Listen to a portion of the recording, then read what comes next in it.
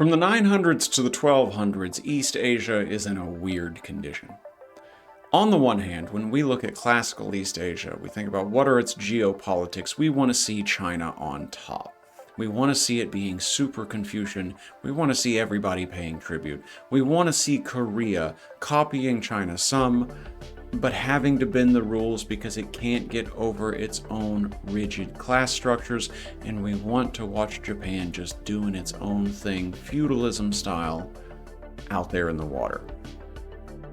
All of that is here, sort of, except what we need to talk about when we talk about the 900s to the 1200s is the economic transition. And that's going to happen almost because China is not the power this time that it normally is. The Song dynasty is the major Chinese dynasty at its militarily weakest. Now, it's not weaker than some minor dynasty in some minor transition period, but of the major ones, the Song is the weakest. We'll talk about why. It's structurally necessary. In its own founding, it has to become the weakest. But that weakness coincides with an economic boom that redefines a lot in Chinese society, creates new places for women, allows the Song dynasty to realize, at least compared to the Tang, its own Confucian ideals, and puts places like Koryo, Korea, in a position to have to defend themselves or die. They really don't do either. They get taken over by the Mongols. Anyway, the Japanese are a mess. Let's do it.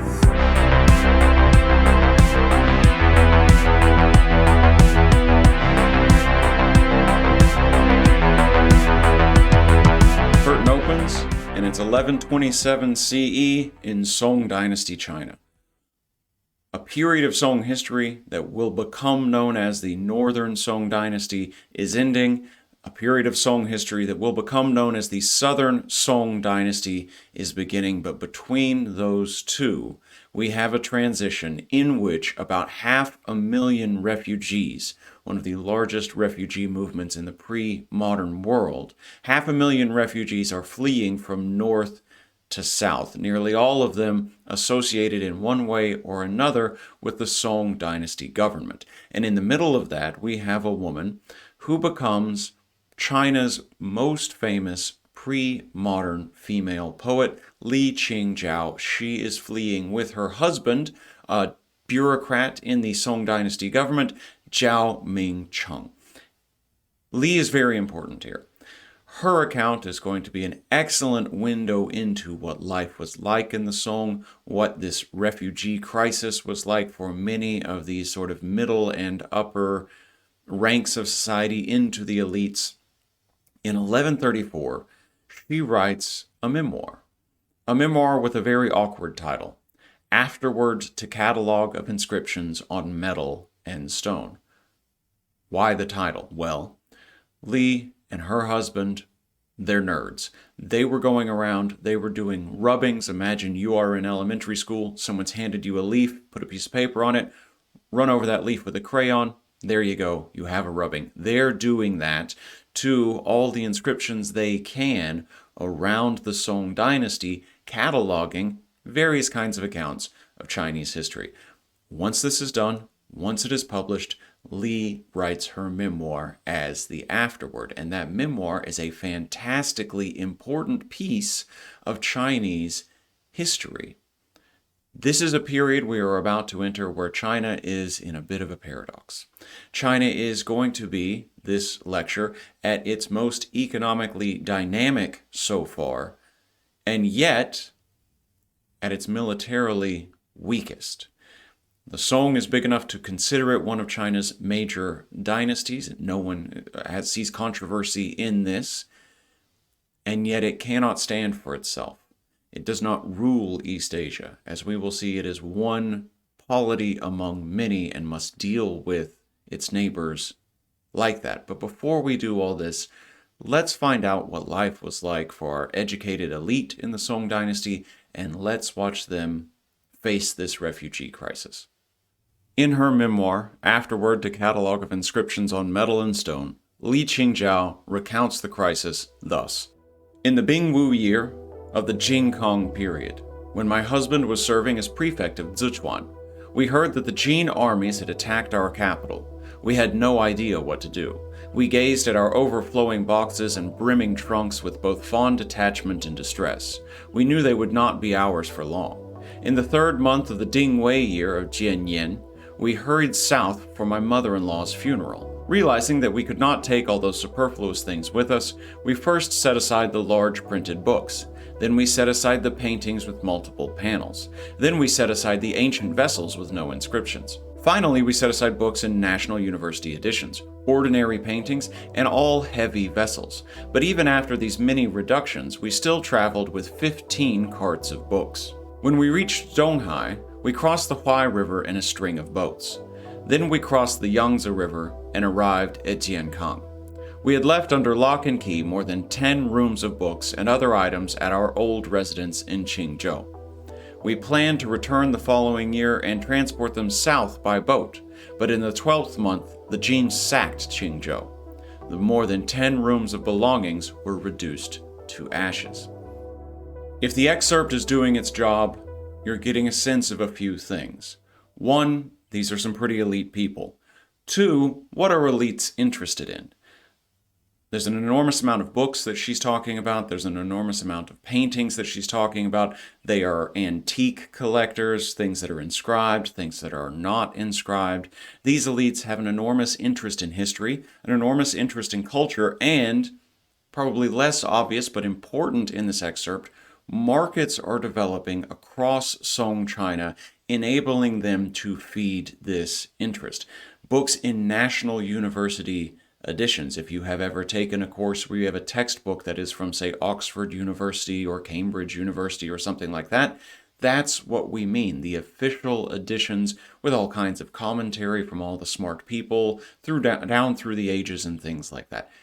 That's what they're leaving behind, our sort of nerds in flight here. A cluttered life of books, but an incredibly, incredibly interesting one. Li and her husband lost everything while Li was in her early 40s. Both she and her husband were in the upper crust of Chinese society. Both their fathers had prominent positions within the imperial bureaucracy. Now, this Jin invasion, this invasion from a new dynasty to their north, led by Jurchen peoples, this is going to cause mass panic in the Song. People fled by any means available to get away from these foreign invaders. Many people shared experiences similar to Li Qingjiao's, but her account matters for 2 reasons. First, because it's written by a woman at all in a time where more women are literate than previous in Chinese history, but it is still a very small portion of the society, so it's very special to have this voice.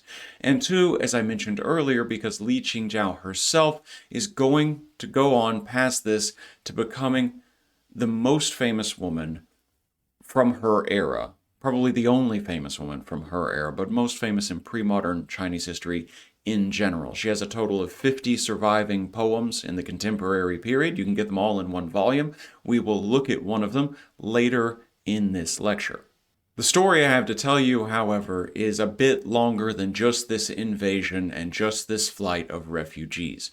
Northern Song collapse was sort of the peak of a long internal migration that had been going on from north to south, already active in China, well before the Jin attacked the Song capital at Kaifeng. This is a migration that lasts for centuries. Sometime around the year 750, Chinese farmers had begun realizing that there was more fertile land to the south, so if they moved, they would have better lives for themselves. Also, more politically stable during the decline of the Tang period was this southern region. Now, it's been a while since we talked about the Tang. We left them in tatters. But the South has, for a long time, been seen by northern Chinese people as a backwater, seen as not worthy of controlling. The political, the economic center of China has always been its north. So if they flee to the south, our farmers, or slowly migrate to the south, our farmers, they're going to find a more peaceful place with better opportunities for growing their crops. The result was an enormously long period of economic growth throughout the end of the Tang a brief period of disunited rule, and into the Song, both the northern and the southern. This is a time when, for the first time in Chinese history, many, perhaps even most farmers are farming for the purpose of selling a crop on the market. Now, this is a difficult thing in the 21st century to think about if you've never thought about it before. For everyone to sell something on a market, you have to have had an enormous social change. You have to have people making enough that they can have a surplus, that they can have well beyond what they need, and you have to have everyone sort of doing that in different industries, in different fields. I cannot simply myself as a farmer take a load of, say, rice to market and just assume that I can sell all my rice for cash and find in that same market all of the things I need to live my life and exchange cash for those things. I'm dependent on everyone in society slowly making this transition so that I know that that market is going to have the clothing I need, the cloth I need, the other food I need to eat, meat, vegetables, that kind of thing, furniture, religious objects, whatever. That kind of transition is a slow one. That kind of transition takes centuries, but that kind of transition is fantastically important, and it is connected here both to the slower, longer migration south, as well as the weakness of the Song militarily. There's no ability to police the markets, so they start cropping up everywhere. Never forget, Confucians hate a market. Where are we in this history? Well, the Tang dynasty ended in 907. It collapses then the territory of China into political chaos until about 960. It's reunited once more by the Song dynasty, the subject of this lecture. There are no major political changes to the structures that the Tang had erected for its government during the Song. The emperor is still the head of a central government. Officials are still recruited through an examination system. If anything, however, the Song is going to be an intensification of what the Tang dynasty was doing, and the Song is going to be the first real, genuine bureaucracy based on at least the promise of meritocracy here in these pre-modern Chinese dynasties.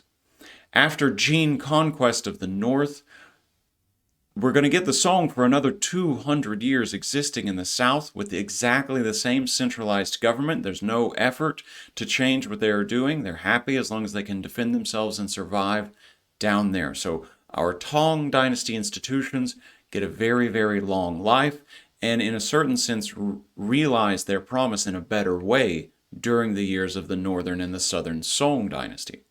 The 53 years between the Tang and the Song dynasties is known as the 5 Dynasties and 10 Kingdoms period.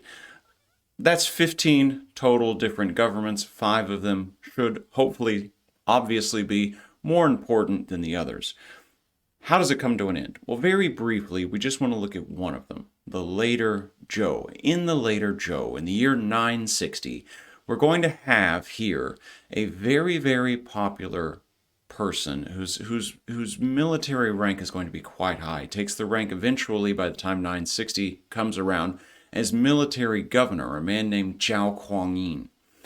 And the leaders of the later Zhou, and we're in a situation where we have a mother acting as regent, the emperor is a very young boy, so it's a delicate situation anyway. There are rivalries among the military elites. Zhao Kuangyin is one among many people vying for power here. In 960, rumor spreads that another dynasty, the Liao dynasty, headed by the Khitan people, or made up of the Khitan people, that is north of the later Zhou, is going to make an invasion. So Zhao Kuangyin and his forces are sent out to investigate this. They make it very little along their journey before there is at least the story of a prophetic vision. 2 suns fighting in the sky, showing that the mandate of heaven is up for contention. And this story is interpreted to mean that Zhao Kuangyin is going to take that mandate of heaven and rule. At camp for only a little while, the troops become upset, and at least according to the story, Zhao Kuangyin, it's demanded on him that he take charge, and he only does so reluctantly.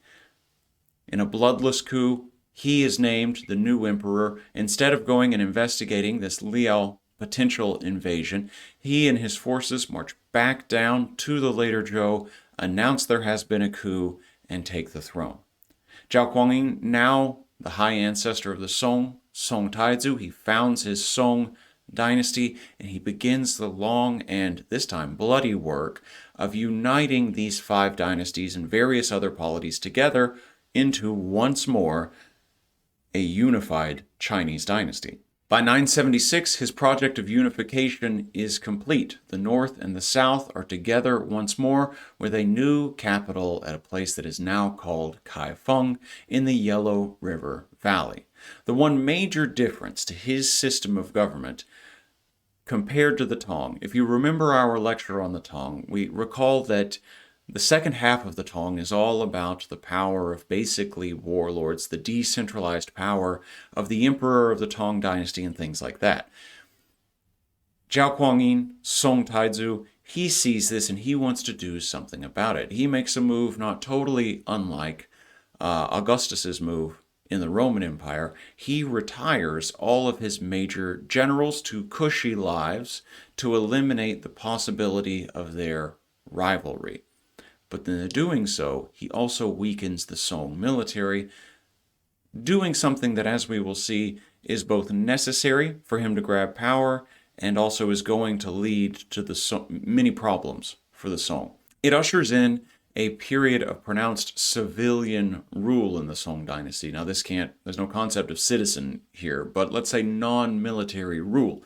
We're going to have rule by Confucian bureaucrats and the emperor, not rule by military generals and things like that. In this system, once the Song is running, we're going to get our Confucian bureaucracy probably better built than ever before in our major Chinese dynasties, and it's going to need all of the requisite ministries. What are these ministries? What does this system of government look like? Well, we have a ministry of revenue over taxation and things like that, a ministry of civil appointments, appointing these Confucian scholars to their various jobs, a ministry of works, basically infrastructure, punishments, basically a ministry of justice, war, basically a ministry of defense, and one that will seem very alien to a modern eye, the ministry of rites, overseeing rites to do with the proper performance of rituals in our Confucian world to make sure that heaven, the people, and earth are all within basic balance. The heads of every single one of these ministries are going to answer to the top civilian position in this government, the top I didn't get this job just because I'm related to the emperor kind of position. The Grand Counselor, sometimes also called the Grand Secretary, the highest official in this government. This person is going to be favored by the emperor and will in fact be named by the emperor. That's how ultimately they get their position, although they are, generally speaking, already incredibly accomplished. And in this system, all of these heads of these ministries are answering to our Grand Counselor. He's sort of harmonizing these things. He's sort of making the call on tough decisions. We get a situation in which our Song emperors can kind of dip their toe in and out of governments as they wish. The system, the bureaucracy, kind of runs itself. Our Song government here, a Tang bureaucracy better than the Tang bureaucracy, does make a few kind of reforms. And they're going to be boring reforms, but it's exactly that they're boring that makes them interesting. It's exactly how mundane and bureaucratic and rational they are that makes them interesting. We don't have kings flying off the handle or feudal alliances. We just have administrative changes. So the largest administrative district in the Tang dynasty was the prefecture. In the Song dynasty, officials grouped 220 prefectures into 20 larger units called circuits. And so information, political power flowed like this. At the top you had the circuit, below that you had the prefecture, and then a prefecture is made up of many sub-prefectures. And at the sub-prefecture, we're going to have a branch, a unit, a scale, a level of government that is headed by a magistrate whose main job is to collect taxes and implement justice. This magistrate is going to have 2 or maybe 3 subordinate officials and a kind of clerical staff. Because that's it, we then reach at that low level the dependency that even the Song has toward local powerful families, smaller level nobility and things like that. Without locally powerful families, magistrates themselves cannot govern these sub-prefectures, and information is going to flow through these channels, starting at the imperial top, the palace. It's going to be disseminated to the circuits. Those are going to disseminate it to its prefectures, and those prefectures will disseminate it to the sub-prefectures. The Song dynasty faced the old problem. What could go wrong, right? They're bureaucratizing. It's the Tong like the Tong only wished it could be. What's the issue here? Well, there's the issue one, that Song Taizu had to retire so much of his military leaders, weakening the military force. And there's the issue two, of that old threat to the north that he himself was sent to investigate and didn't. This time the threat to the north is the Liao dynasty, the Khitan people, a people living in what is now modern-day Mongolia.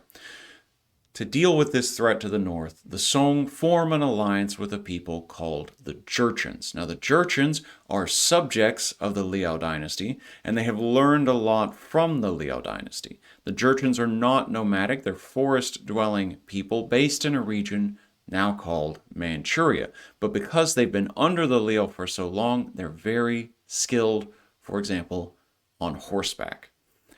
To give you an idea of how separate they are, they do not speak Mandarin. They do not speak a Chinese language. They speak their own language, Jurchen, an Altaic language more similar to Japanese than anything anyone in the Song elite would have been speaking.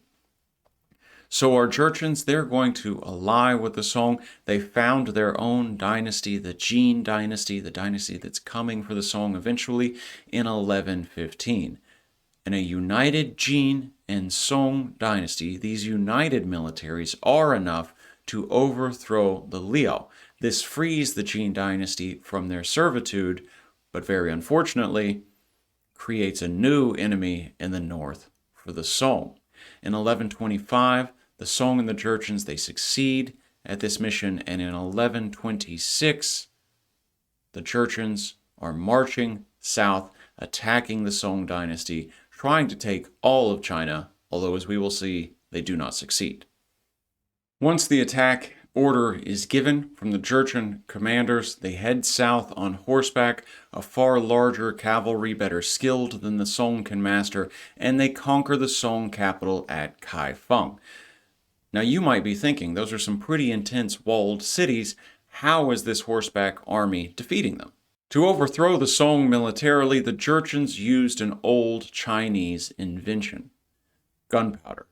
Now, gunpowder has been in use for a long, long time in China by this point, but it was originally only used for fireworks. It was a weapon in your arsenal of celebration, scaring away a year's worth of ghosts at the New Year's celebration or something like that before you go on to accumulate another year's worth of ghosts. It doesn't become a weapon until about 900, just before the end of the Tang dynasty. Our Jurchens here, with their gunpowder, they're using both simple and complex gunpowder weapons. On the simple side of things, we have archers tying small bags of gunpowder to arrows that are exploding on impact, a kind of early bow-powered grenade or something like that. In the siege of Kaifeng, they're also using more complex weapons like, for example, flamethrowers, which, if you operated a piston with enough gunpowder and fuel burning inside the tank, could produce a continuous stream of fire. And that won't burn you through a stone wall, but it will burn you through a castle door. It will burn down all the huts you pass. It will burn down fields and that sort of thing. So it's still an incredibly destructive weapon. The Jurchens are also building siege towers taller than city walls to shoot down these bow-propelled grenades. And additionally, they're using what might be a sort of early version, we might think of it as an early version of a pipe bomb. They are filling cells of bamboo with not just gunpowder, but broken pieces of porcelain, lighting that, throwing, and when it explodes, it doesn't just create the explosion, you don't just harm and destroy through the impact.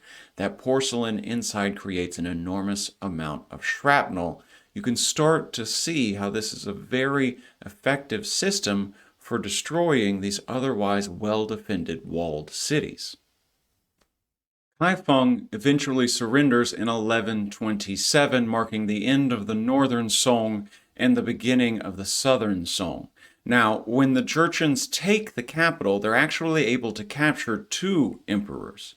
This was because one of them, the elder of the two, Huizong, he's China's sort of most artistically talented emperor, but I hope you can tell from the story, or guess from the story, not very militarily skilled. He sees the Jurchens coming, and he abdicates the throne to his son, saying, "It's not my problem. Why don't you go ahead and deal with it?" So the son is the emperor on the throne when the Northern Song falls.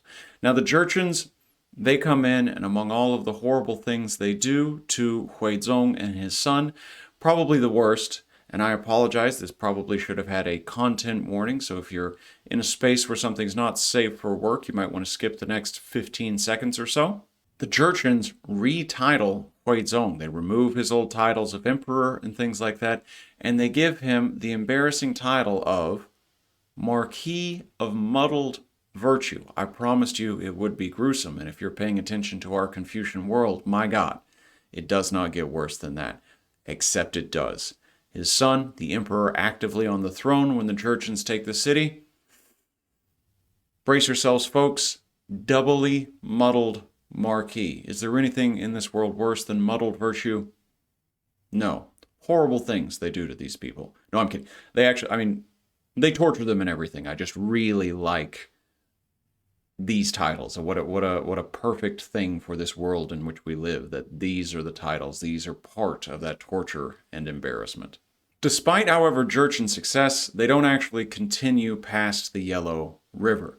One of Huizong's 10 living sons escapes, and he's made emperor instead in May of 1127, while Huizong dies in captivity, virtue officially in question. The Song briefly establish a temporary capital at a city that is now Nanjing, before establishing a more permanent capital in the area around what is now Hangzhou in Zhejiang province, China, along the coast, sort of. This is the first time in Chinese long history to this point that one of the major dynasties has a capital south of the Yellow River. It is a major transition, and as we opened with Ching Zhao, this is one of the greatest migrations in human history. Most of the people moving are going to be government officials, but there are so many of them. We're talking about the movement of 20,000 officials, 100,000 clerks, 400,000 soldiers, more than 500,000 people when it's all said and done, in a population that's only about the time 100 million people. Actually, that's quite big. I don't know why I said only. 500,000 can sound small in those numbers. You'll just have to trust me. 500,000 people just suddenly relocating in a population of 100 million is a big deal. Now, we will turn to what the Southern Song is like in just a second. We'll talk about the broader scope of these economic transitions, but we can't just poke fun at Huizong. We also need to acknowledge his place within Chinese history as, I mentioned, one of, if not the most artistically talented of China's emperors. Behold, if you will, the painting Auspicious Cranes by no less than Huizong. He's the 8th emperor of the Song and one of the Song's most famous despite this military defeat. Now, he's growing up in a life of luxury and sophistication that you know now ends in tragedy. His birth name, Zhaoji, he's not supposed to be emperor. His older half-brother is the one who takes the throne, so our, royal here, with nothing to do, never to be emperor, is free to dedicate his time to all kinds of artistic pursuits until his older half-brother dies with no sons. He has spent his life becoming a poet, a calligrapher, he can play the guqin, he's a tea enthusiast. He had completely neglected any kind of military study because it was never going to be useful for him. Let's talk about that artistic production. Here we have, again, Auspicious Cranes. There's context you need. What are we looking at when we look at this painting? We're seeing the top of a palace gate. We are seeing many cranes in flight. This is an era where bird and flower paintings are top of the top, head of the artistic pursuits here. That's what you're going to be doing if you're painting, well, among other things, bird and flower paintings. But traditionally, a bird or a flower painting is the painting of a bird or a flower. Huizong, as emperor, is able to institute a kind of artistic revolution here, because you'll notice there's more than one bird. No, but actually it's done quite well. I think this is beautiful. The crane here means something. A crane, according to Taoist metaphor in this period of Chinese history, symbolizes longevity and auspiciousness. It is a link between divinity and humanity, a metaphor for both hermits and virtuous officials. And the story leading up to this painting, which, by the way, is both the calligraphy on the left and the painting on the right. This is all one piece. It's not two pictures on a PowerPoint. The story goes like this. The day after Lantern Festival in 1112, Huizong saw a flock of cranes flying over the Xuande Gate at the Imperial Palace. That gate you see them flying over in the painting. It was his 12th year on the throne. He'd made a complete earthly cycle all the way through, the sort of Chinese zodiac, I think we can get away with calling it. That's pretty auspicious. He had governed for 12 years. It was entering into a period of what was hoped to be high splendor, and indeed, it's over a decade before the Jurchens show up and he abdicates the throne.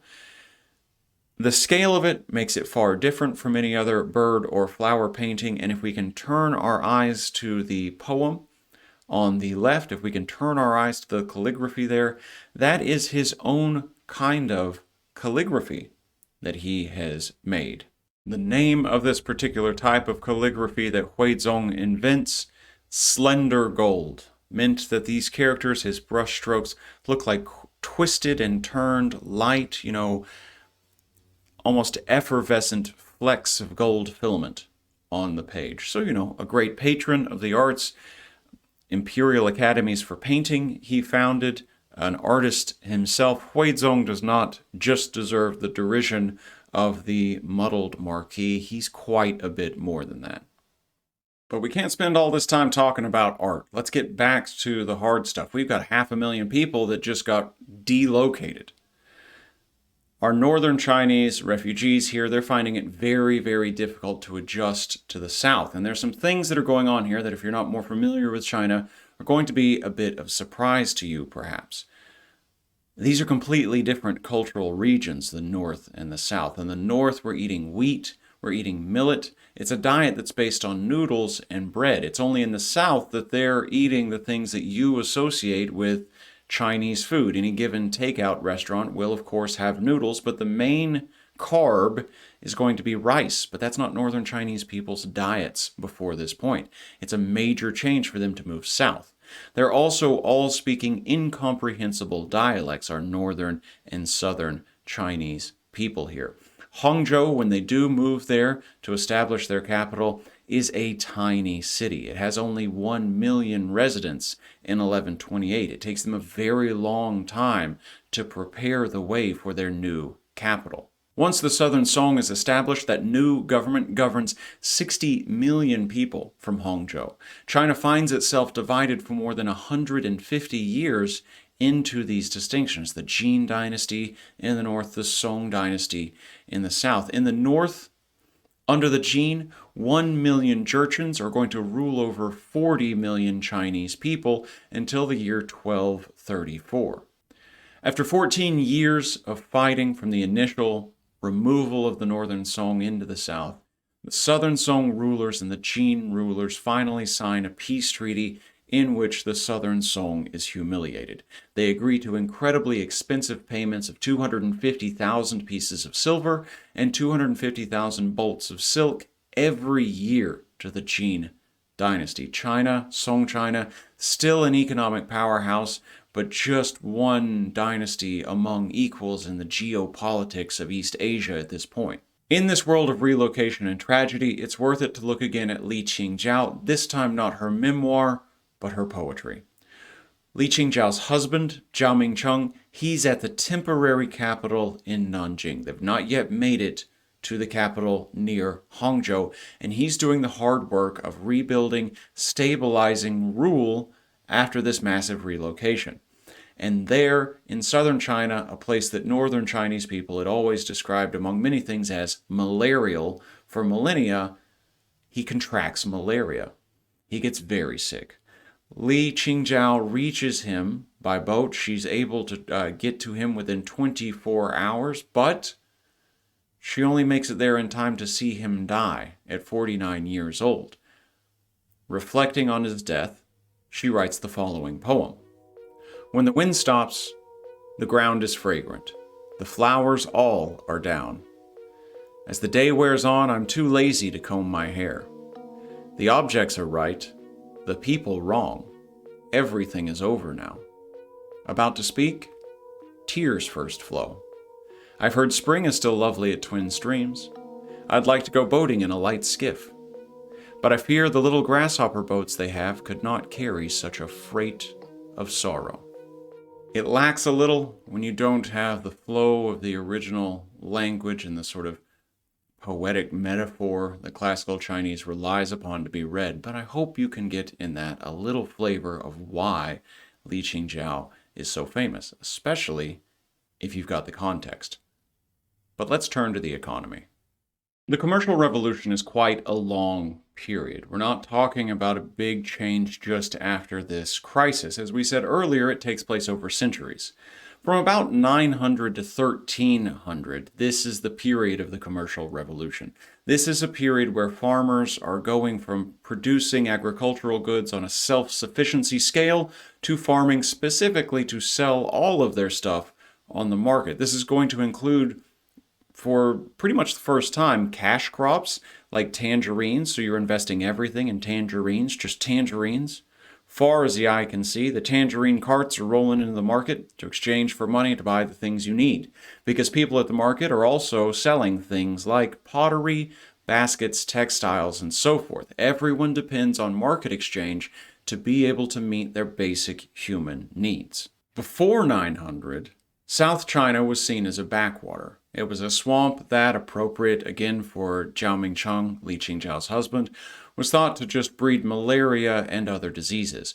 Northerners moved into the south slowly over time into the highlands, where they begin draining these swamps and making the land better for farming. They used pumps and water wheels to regulate the flow of water in and out of their rice fields, so they're mechanizing the irrigation process to some extent, and they're importing rice from even further south, from what will become Vietnam, a rice with a shorter growing period, which allows them to achieve 2 harvests per year. And if you've seen any of my other lectures, you don't want to hear me say anymore. More harvests, bigger harvest, bigger population, more diverse divisions of labor, complex society, although China's been complex society forever at this point, but economic benefits and population booms everywhere on the back of a double harvest of rice. And that's exactly what we get. We get a big population increase. In the year 742, 60% of the 60 million people in China lived in the north. In the year 980, 62% of China's whole population is living in the south, so the majority has gone from north to south. By 1000, the place has a population of 100 million people. This is just before the transition from northern to southern Song. So our commercial revolution is aided by this transition, by this political change, but it's not dependent on it. It predates it. Rice surplus is, as ever, the key to growing cash crops, to making crafts for the market, and that sort of thing. And still today, the results of this are important. Beijing aside, if you don't know anything about China, you know Hong Kong, you know Shanghai, you maybe know Shenzhen, you know southern towns, because China's population still mostly lives south of the Yellow River. To get a market economy running, it's not sufficient just that you have everyone making things, with the express purpose of selling them on the market. You also need other kinds of mechanisms that make it possible or easier to sell these things, to move them around. I mean, you can't not just go from place to place with a massive bag of tangerines, asking how many tangerines for this pot, how many tangerines for this bolt of silk, and things like that. You need a new commodity as well. You need money. Now, China's been minting coins for a very long time, but we're still going to get a lot more money in people's hands during this period, and we're going to get new forms of money. Coins in this world have been around forever, circles with a square hole in the middle, as you can see.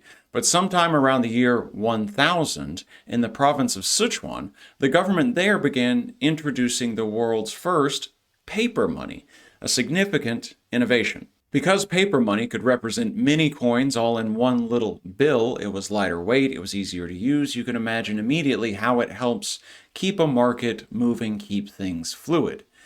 At the time, Chinese paper-making tech was just reaching the Islamic world, so this is very well spread, the ways that they're making this paper money. And like in any sort of cash economy, while this paper money was in use, it was in use alongside coins. But even like today, how much money to print is a massive governmental policy controversy. Once the idea that we're going to start using this gets underway, a debate comes to a head about how much to print in the year 1069. During those years, so this is still the Northern Song, a new Grand Secretary, a man named Wang Anshi, tests the waters with some new economic policies, what he calls his new policies. The first of these new policies is designed to promote the use of this paper cash money by paying all government salaries in a paper money form. The second of his policies is to engage more and more of China's subjects, let's say, in this money economy, in the market, by extending low-interest loans to the poor so they can start their own farms and things like that, start producing for this market. Now, very unfortunately, as is almost always the case with these kind of low-interest loans, there's a predatory element. The system is rigged from the beginning. There's a reason the poor are poor. And despite these loans, they struggle to get themselves off the ground. They are unable to repay these loans, and Wang Anshi's policies actually wind up collapsing. Because our commercial revolution is an increase in all goods, it's also an increase in iron. We get a huge boom in iron production during this period. Now, there are two kinds of iron. There's wrought iron, as one might imagine, excuse my bias toward a U.S. audience, on the front of houses in the French Quarter in New Orleans, old iron gates and things like that. It's more malleable, easier for blacksmiths to work with. And then there's cast iron, the kind you should be cooking with. If you're not, don't be afraid of it. All you do is not clean it. Just don't clean it. It's easy. On the smallest scale, people working as blacksmiths on the side were having farmers mining iron themselves in the off-season from their planting, smelting it at individual blacksmith workshops, and taking it to the market. In some, if not many cases, farmers in the Song dynasty are also joining together to rent or purchase their own, build their own blast furnace that is communally owned. So these farmers are mining the iron in their own time, but they're using a larger scale blast furnace powered by the dreams of the community. As demand grows, however, this scale of production is insufficient. Individual production cannot meet demand. So some begin working as full-time blacksmiths. We see some smitheries developing here where people are working full-time for a wage, a very significant economic development here, and some of them are privately owned, but the bulk of them are going to be owned by the government, and it is really going to be machine production. If you look at this image, what we see is the mechanization of blacksmithing here. We have a river, a stream, turning a mill, operating some levers, moving some joints, opening and closing the bellows on a blast furnace. This is mechanized production, not the most sophisticated level, but it deserves credit for its day. This is the closest we're going to get to something like indigenous Chinese factory labor, at least during this period. I think it's pretty interesting. What are our large-scale smitheries making? Well, most of them are located in Kaifeng before the northern to southern transition, and they're making iron armor, they're making weapons, they're making nails, they're making iron fittings, they're making anything that they can get away with selling or that the imperial government can use. Hundreds of workers are involved in this project. It is absolutely massive. I find as a historian of Asia who does most of his work on China, when I lecture the pre-modern stuff, if students know anything about China, they want to know about Confucius, and they want to know about this. They want to know about footbinding. It's a significant feature of Chinese history. I hate that for some people it just is Chinese history. It's a thing they know, but it's significant. It's going to start in the song, so let's get out why it happens. But let me also be clear that the images I'm going to show for this section are mostly from the Qing dynasty, which is starts 144 years after our class ends. So they are extreme compared to what we're talking about in the song, but you'll get the idea. As China's economy is booming and more people in the countryside are becoming wealthy, we're getting, in this patriarchal society, a lot of Chinese men who can afford to have multiple wives. Now, by strict Confucian convention, these are not wives. They are concubines, but they're wives. These peasants are able to afford more and more of them, can support them, and things like that. And so we're getting a merchant class also emerging in rural China that, among the other things it is selling, are women off to concubinage to these newly wealthy peasants. Now, let's be clear here. The hope is, of course, the carnal thing you're thinking. The hope is, of course, more sex, control over women, etc. But it's not just that. We're not in a capitalist economy just because there's a booming market. People aren't, except for our blacksmitheries, and that's why we talked about them, because they're unique, people aren't going out and finding jobs and working for a wage. Everyone is working within the home, and the home is this sort of like dictatorial small business. If you've ever worked for a small business, you know in our modern world, they are the most dictatorial, the worst benefits, awful people to work for. That dictatorship is a kind of remnant from this world, right? The father is the head of the small business. How do you get more employees, more workers? How do you get more labor in your small business? If your small business is your home, is your family, you marry more women, you produce more children, you put those children to work. So yes, there's a sort of libidinal logic here, but there's also an economic logic here. It's very prestigious to be able to support multiple concubines and their kids, and of course that helps you economically once those kids are of working age. Merchants are not just picking women up who are interested in this kind of work, down on their luck or something like that, although that does happen. There's also a significant amount of merchants just kidnapping women from one portion of the Chinese countryside and bringing them to a different portion, a wealthier portion, and selling them as concubines. And what the merchants are noticing is that women with bound feet are fetching a higher price than women with unbound, sort of normally growing feet. Why? Men are finding them sexually attractive. If this was the Song dynasty, I would need an NSFW tag on the image on your screen. It's effectively pornography. By 1300, wives and daughters of officials throughout the South are all binding feet. So it's something that a mother does for the daughter when she is young. Where the heck is all of this coming from? It begins in this world where our emperor is a tastemaker.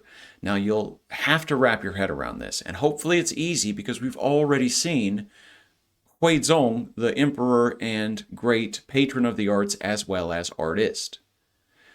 But we don't live in that world. In the modern world, our Obamas, our Trumps, they're eating fast food in the White House. They're tweeting out that they also watch whatever prestige television on HBO, that they're streaming whatever top 10 album everyone else is streaming. Our world leaders, at least in America, they fall off bicycles. They're not tastemakers. No, they just affirm that your taste is already good enough. They don't challenge you to any kind of artistic height.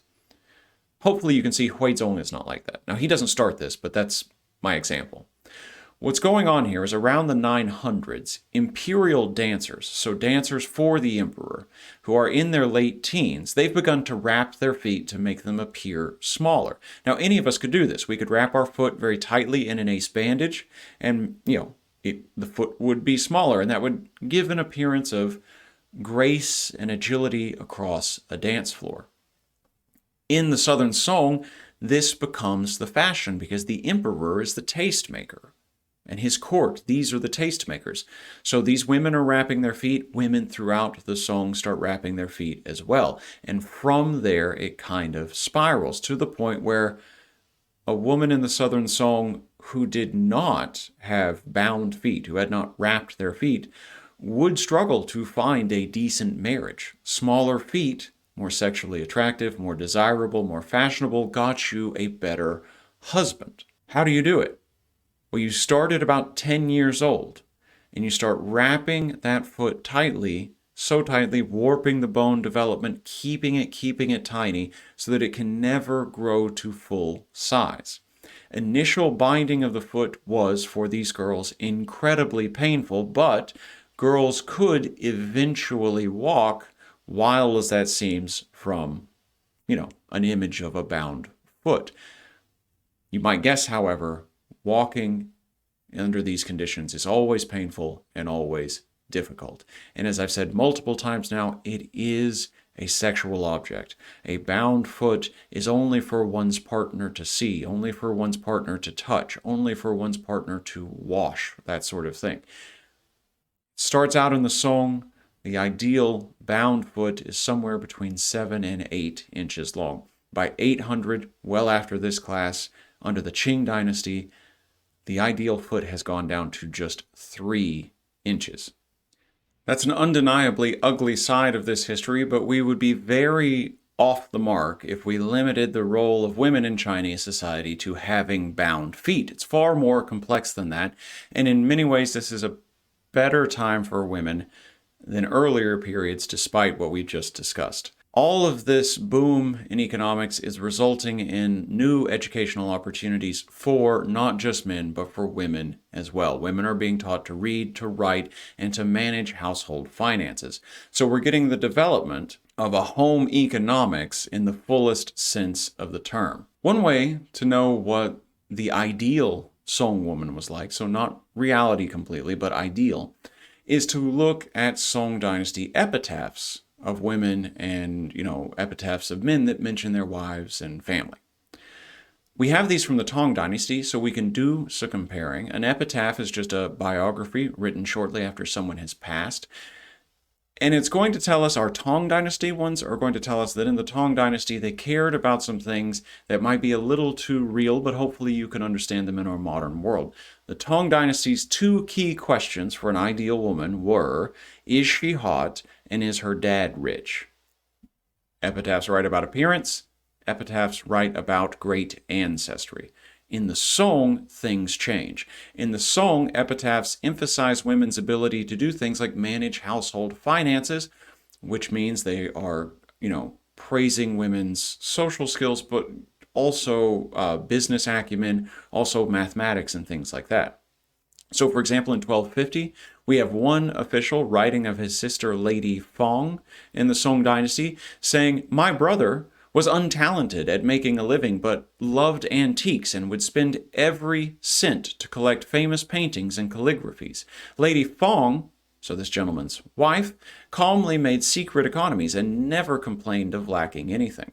Lady Fong was a widow for over 10 years. During this time, she arranged for her husband's tomb, completed marriage arrangements for her children, repaired the old house, and brought new fields into cultivation in order to continue the thread of our family and preserve the orphans." So you see, it's not just the classical kind of, can you get your kids educated, can you get them married well? She's actually better at business than her husband was, and she's being praised for it. Now, other sources don't paint the same kind of picture. If we look back at the life of Ching Zhao, we find the darker side of things. In Song law, No one in a family could sue someone who was higher above them in the Confucian hierarchy. Very quickly, the Confucian hierarchy here is going to go father, adult sons, mother, young sons, adult daughters, young daughters. I might be wrong on young sons and adult daughters, but you get the basic point. What it means is that you can't sue for divorce because the wife is below the husband in this hierarchy. No suit of any kind can take place. And yet Li Ching Zhao, who from her letters we know was daily physically beaten by her second husband, tries to sue for divorce. And her story here is interesting. Her second husband, not as grievous as the sin here of being physically abusive to Li Ching Zhao, but something the Song courts will actually listen to, has lied on his resume. That's why Li Ching Zhao wants to divorce him. At least that's what's in her suit. He gets brought up on corruption charges. Effectively, he lied his way about his standing in Confucian exams. He gets a position within the bureaucracy based on a sham. Li Ching Zhao tries to divorce him. She is jailed for 9 days for the attempt, but over the course of those 9 days, her second husband is also found guilty of corruption. Now, once he's found guilty of corruption, that places him below her on the Confucian ladder, and the divorce is granted. So it's not all footbinding in this world, but it's not all sunny, bright women are getting educated and moving forward in life either. It's a patriarchal society, and a lot of very smart women are having to navigate it in very delicate ways. The boom in education must, I hope, if you're thinking about this, also bring us to a boom in people who want to do the only reason you would get an education in this society, which is to take that civil servant exam and get yourself a nice, cushy government job with a pension.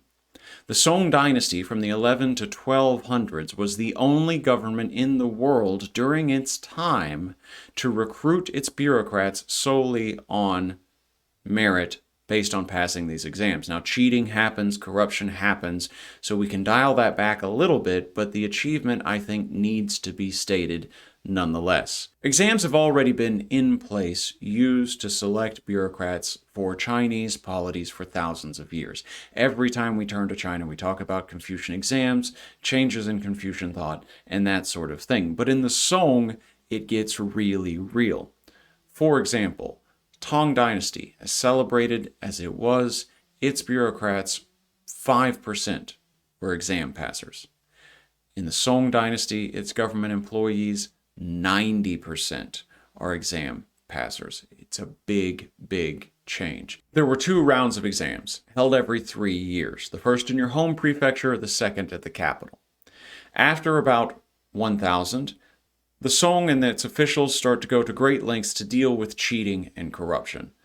To deal with cheating, especially grader bias and things like that, examiners' names were removed from their essays before they were turned in, and you would even turn them into someone, an official whose job was to recopy your essay into their own handwriting, so the person actually doing the grading, they couldn't know your name, but they also couldn't guess who you were just based off of what the handwriting looked like. That's quite a lot of length to go to for anonymity.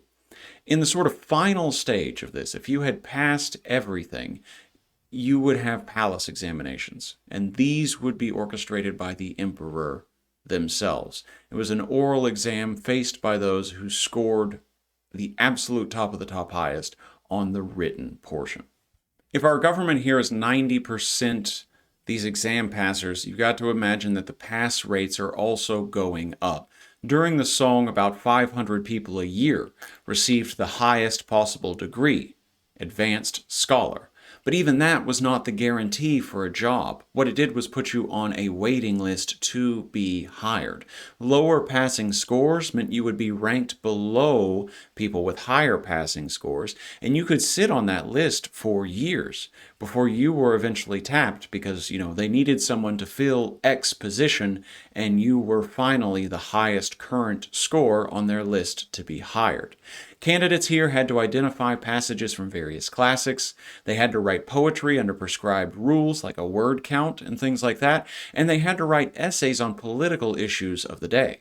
There is nonetheless in this system corruption.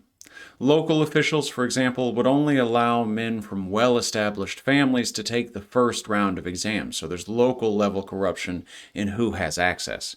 Preparation for these exams also is incredibly expensive. You have to have the time to study, it takes years. You also have a lot of money for the tutors, for the materials. By the end of the Song Dynasty, all of the most successful exam takers are coming from the same group of families in the capital. Sons of high officials were even allowed to take less competitive exams with higher passing rates, sometimes up as high as 50%. Zhao Mingcheng, for example, Li Ching Zhao's husband, his father was Grand Counselor. Not a small position, right? He was able to take one such of these easier tests, and all men in Zhao Mingcheng's family while he was alive, all men in his father's family while he was alive, they would have gotten to take these less competitive exams as well. It was a feature in Chinese society that they called shadow privilege, meaning that the oldest man in your family stood at the top and cast a shadow down on all the men below him, benefiting them. Despite this, however, the book boom did make the exams more competitive. By 1270, 1 out of every 250 men had taken these exams. Maybe 10% of all men in the Song Dynasty could read, and that doesn't sound like a lot to you because you're a modern person, but it's staggeringly high. Far fewer women than that could read, but still high for our pre-modern world. Nonetheless, a little cheating here, a little cheating there, sneaking in materials, a little bribery. But for what it achieves in terms of building a meritocracy, it deserves a little bit of credit. The Song will eventually fall to the Mongols in the last lecture in this class. For now, let's leave them. China's not the only place in East Asia. Let's turn then to Koryo, or what's happening on the Korean peninsula. So the Koryo dynasty was founded in 918 with a rebellion led by a man named Wang Kon. He's known to history as King Taejo, the first of two. The founder of the Chosun dynasty also takes the title King Taejo. This kingdom, Koryo, was locked onto the Korean peninsula by that dynasty that was first a threat to the later Zhou and then to the Song by the Liao dynasty, by the Khitan people. Now, King Taejo, he justifies his dynasty on the mandate of heaven, borrowing from the Chinese logic, and the Zhou model of overcoming the Shang dynasty. So he's deeply steeped in what China was up to. Legally and politically, it was modeled on the Tang dynasty. We should expect to see our various ministries from a Confucian system and things like that. In the final year of King Taejo's reign, he gave us a set of injunctions that are instructive of the rule that he oversaw during this period. In these injunctions, his 10 injunctions, he did things like call for the protection of the Buddha and the building of temples and training of monks, because this was a foundation for Koryo power.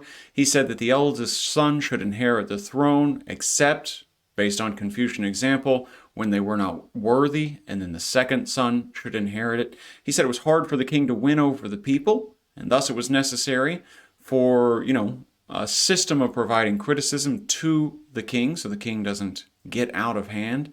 And he said that the salaries of the aristocracy and bureaucracy, they needed to be set by the needs of the state and should not be manipulated. So we're in a pretty stable, almost boring, but significant because it's boring, kind of bureaucracy when you're arguing over wage caps and things like that. But his last of his 10 injunctions I like quite a lot.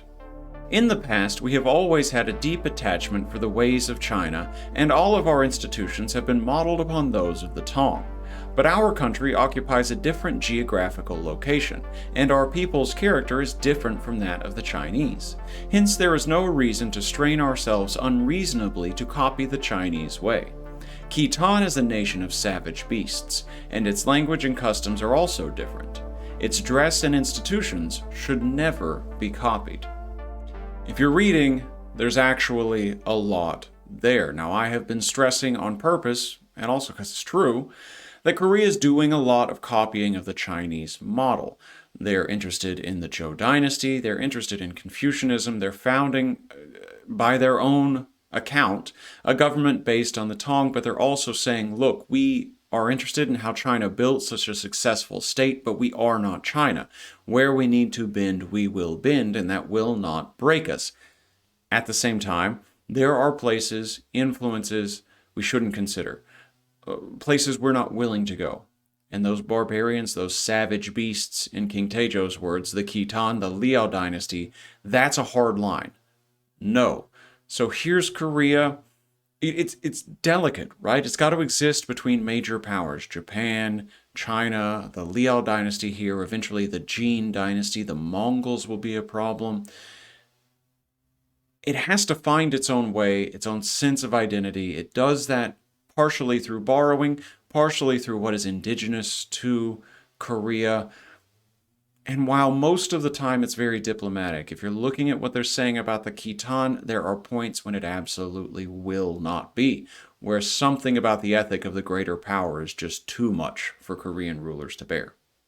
In this way, thinking about Korea as a place in the middle, caught between larger powers, the weakness of the Song dynasty is a blessing and a curse for Koryo. There was no need, for example, to fear Chinese invasion, but there was also no power there to help Koryo deal with threats from the Khitan to the north. After the Jurchens, or Jin dynasty, defeated the Khitan with Song help, Koryo rulers, they seem to have felt less of a threat. They said, well, the Jin is willing at least to adopt a lot of Chinese customs. Maybe they are civilized people. Maybe we can deal with them. So goes their thinking. After the Jin dynasty pushes the Song southward, they forced Koryo to become a tributary state or face invasion. Despite the borrowing that I and King Taejo both say was going on, there were some key differences between Koryo and China. One major one, in China, in the Confucian society there are major taboos on marrying cousins and half-siblings and things like that among the aristocracy. Korea, a much smaller place, a much smaller aristocracy, cannot afford this luxury, and so that taboo does not exist in Koryo. Koryo continued to use Chinese script, but they invent their very own metal printing press in the year 1234. Buddhism in Korea had come from China, but also goes through many innovations there. A monk, forgive my mispronunciation, Chinul, a very great monk living from 1158 to 1210, who never studied in China, was nonetheless able to synthesize scriptural and meditative wings of Korean Buddhism. He created an emphasis on studying the suttas, the writing of Buddhism, with the inexpressible nature of the ultimate truth contained within those writings, the son, or the, as you've heard it better before, more often before, Zen.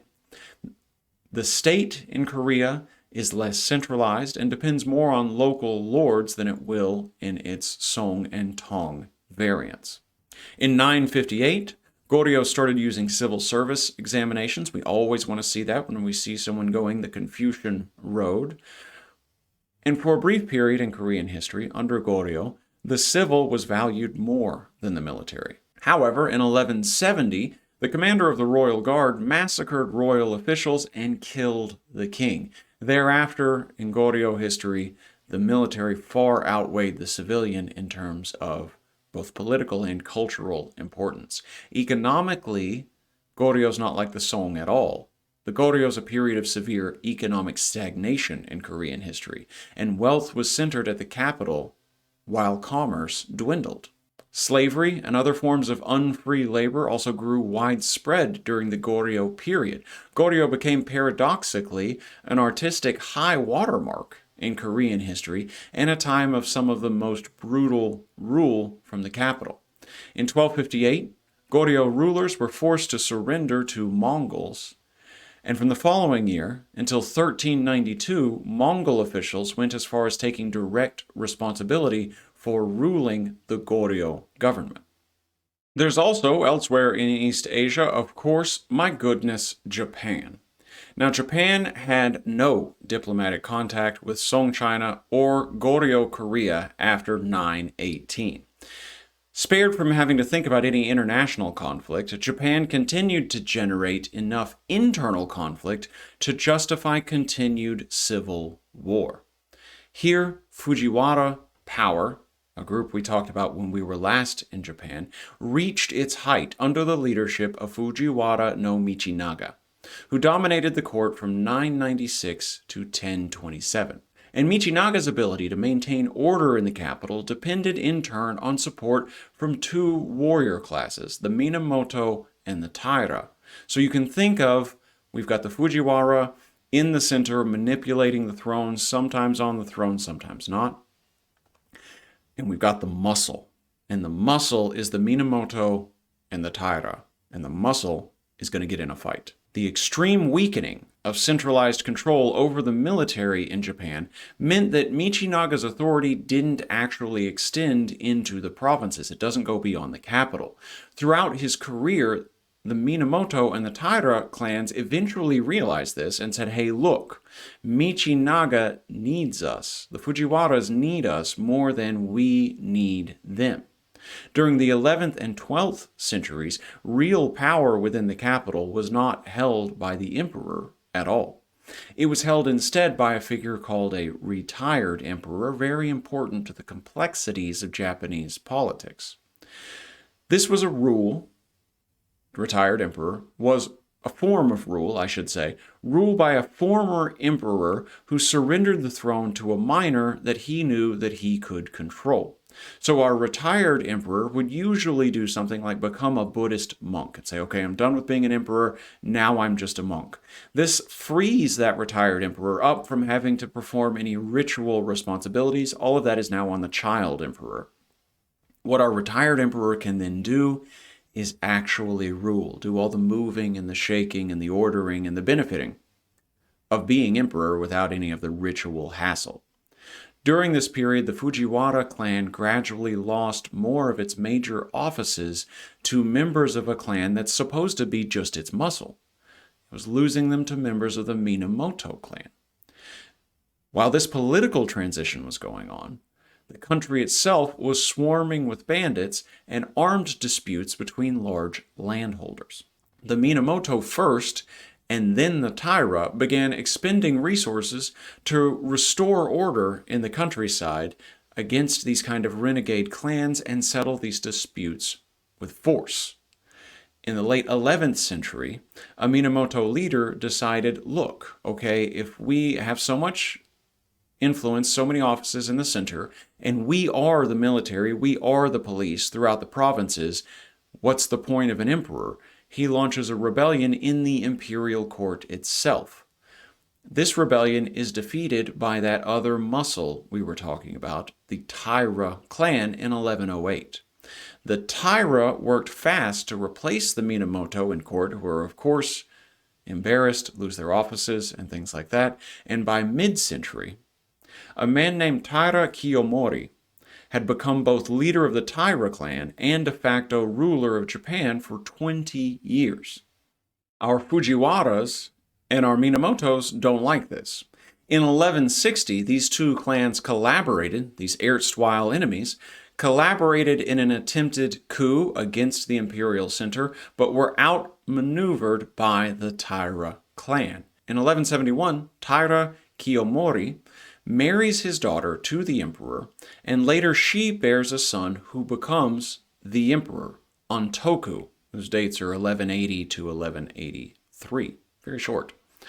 Taira Kiyomori's last obstacle to power was that office of the retired emperor. Remember, we have our retired emperors leaving young children on the throne and being the man behind the man, ruling while they're claiming to just be a Buddhist monk. Now, in this case, the retired emperor is named Go Shirakawa. The retired emperor was dismissed and placed under house arrest, but it was too much for the other elites in the Japanese capital to handle. Minamoto Yoritomo declared the Kanto region, his home base, independent from this sham of a government back in Kyoto, and he starts bringing warriors to his side. He builds his headquarters at a place called Kamakura. In 1180, the Minamoto clan tried again at a rebellion, resulting in a 5-year conflict called the Genpei War. Taira clan trying to defend its position back at the capital, sends troops to Kanto, the home base of our Minamoto, but they're frightened, these troops, so the story goes, by the sound of birds at night, which they take to be evidence of a surprise attack from Minamoto troops. They leave, and then both sides just basically build their forces up for 3 years, rattling sabers at one another. The attacks don't really begin until 1183. The Taira were easily removed from the capital, but in victory, Minamoto Yorimoto does something very strange. Normally, you defeat an enemy and you move into their base and you take it and you say, look, we have the imperial capital. We win. Not the Minamoto clan. Instead, they stay exactly where they are. They don't move to Kyoto, which I should be saying Heian. That's what it's still called in this period. Kyoto is what it is now. What does Minamoto Yorimoto do instead of going to the capital after he wins the Genpei War? He establishes what is called a shogunate, a bakufu, at his headquarters in Kamakura. There, he only claimed authority over his network of vassal warriors that he had been building up all these years. He also maintained the right to declare his warriors estate stewards throughout Japan. So he says, you can have your capital. I rule basically everything else, or I can appoint who rules everything else. Nonetheless, the emperor remains in Kyoto, again, still called Heian, and was the head of the legitimate government.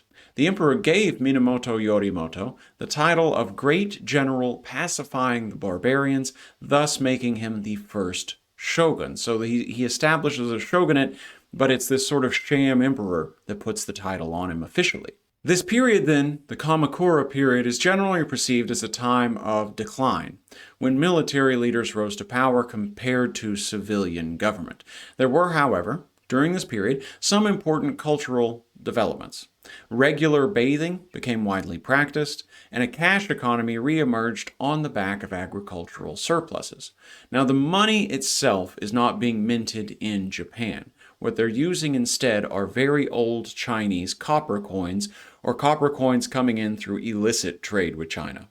This is also a period when the Pure Land sect of Buddhism is developed, teaching that a universal salvation was possible through the intervention of a bodhisattva named Amitabha. And the Pure Land taught that if you worshipped Amitabha in this life, you could be saved, you could be born in his Pure Land, where the words of the Buddha were still accessible, understandable, where Buddhism could be practiced, and you could eventually attain nirvana.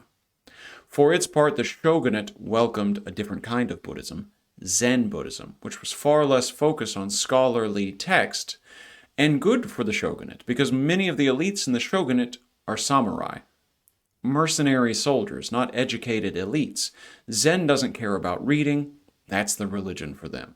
It puts a kind of refined air on our otherwise uncouth samurai.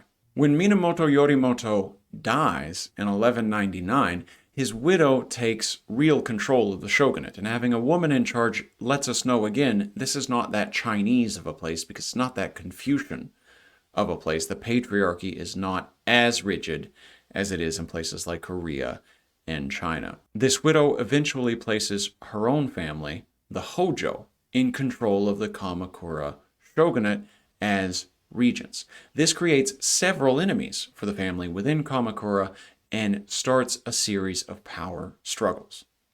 Once these conflicts begin, things in Japan continue to get messier, but that's what makes Japanese history so fun. After 1290, the two branches of the ruling families in Japan had agreed to switch off which offspring would serve as emperor. You get this reign, we get the next reign. In 1331, an emperor named Go-Daigo decided to rebel against this system. The Kamakura shogunate could have defeated Go-Daigo, except that another powerful figure named Ashikaga Takauji sides with Go-Daigo and assists him. Ashikaga Takauji's mother was part of the Hojo family, and he claimed descent from the Minamoto family itself, so this is a bit of a betrayal. In 1333, Kamakura was burned, and the Hojo family's remaining faithful all committed suicide. Go-Daigo, backed by Ashikaga, wanted to fully restore the empire, centralize power once more, cutting out the power of the warrior vassals. He created a new position that merged civilian and military governors into a single role to be appointed by the emperor. Japan's warrior elite were displeased by this. As you might imagine, he's putting them out of a job. In 1336, Ashikaga Takauji turns against the emperor that he had just defended against his own family, and kicks him out of Kyoto, appointing his own emperor. This created a new line of Ashikaga shogunates in a time that is called the Muromachi period. Go-Daigo, still alive, continues to claim his right to the throne and tries to govern from a place just south of Kyoto called Yoshino. This move prompted 50 years of war in Japan, ending in 1392. During the war, Ashikaga Takauji even changed to Go-Daigo's side for a brief period in order to defeat his own brother. When it was over, Ashikaga returned the seat of power to Kyoto, but made sure that real power was in the hands of the shogun. Japan briefly flourished and reached out to what is now the Ming dynasty in China, so well past the Mongol rule, to establish some new trade contacts. Under the third Ashikaga shogun, Yoshimitsu, most of Japan's revenue actually came from trade, so this is Japan having its own kind of commercial boom some years after the Song boom that we've been discussing. After 1441, however, the power of the shoguns began to fade. Large landholders, called daimyo, became disloyal to the shoguns. And why should they be? They're large landholders. Everyone's military is a mercenary military. You can just hire your own military if you have enough money. They were able to do this. They became heavily defended with their own armies, so they're becoming warlords, and they're no longer dependent on noble rights for land. They have physical force. The Onin War broke out in this milieu due to a dispute over who should succeed Shogun Yoshimasa of the Ashikaga shogunate. It was long and it was bloody, but it was fought mostly within the capital at Kyoto. Yoshimasa himself was not a good warrior leader, but he's a little bit more like Huizong at the end of the Northern Song dynasty. He's a big patron of the arts. During Yoshimasa's time, Japan goes through a lot of aesthetic and cultural and artistic changes that are still associated with it today. The aesthetic of rustic simplicity is adopted. Matting on the floors of houses is adopted. Sliding internal paper partitions within homes becomes a thing. All of this is developed during his period. No theater, not the absence of theater, but no as a genre of theater, is developed. Flower arranging, raked sand gardens, and linked verse poetry are all popularized. For about a century, there was practically no central government in Japan at all following the Onin War. This changes, however, in 1568 when a daimyo named Oda Nobunaga marches into Kyoto and begins his own reunification campaign. This is after the period of our class, so we cannot deal with it in too much detail, but his successor goes on to start the largest war in the 16th century, Japan's attempt to invade China by way of Korea and perhaps even to rule India. They don't make it past Korea. What's going on in this lecture, what's happening in this module, is East Asia is taking its classical form. Now, the Song is not as big, not as powerful militarily, not the sort of international juggernaut that the Ming or something like that will be, or the Yuan, which is China ruled under the Mongols, the last time we'll talk about China. But we still have the Confucian bureaucracy now really formed. It's an incredibly powerful economy. China looks very much like the classical image of China is going to be. At the same time, in Koryo, it's not the longest lived of Korea's dynasties. That's the Chosun, that's the next one. But it still is classically Korean. We've got a pretty cloistered elite in the middle, sitting atop a very rigid class hierarchy. They're willing to adopt a lot of Chinese tradition, but not all the way. They don't love the meritocracy of Confucianism. They're fine with unfree labor, not that China hates it. things like incest among the elites is fine. It's a smaller elite, and they won't let anyone who isn't elite even take the exams to be a Confucian scholar. So you got to keep the population of that small circle alive somehow. And finally, in Japan, what a hot mess. Everything, every attempt to centralize, every attempt to gain power fails every time Japan refeudalizes. But we've got that system of government with which one associates Japan. So clearly, we have ourselves the shogunate.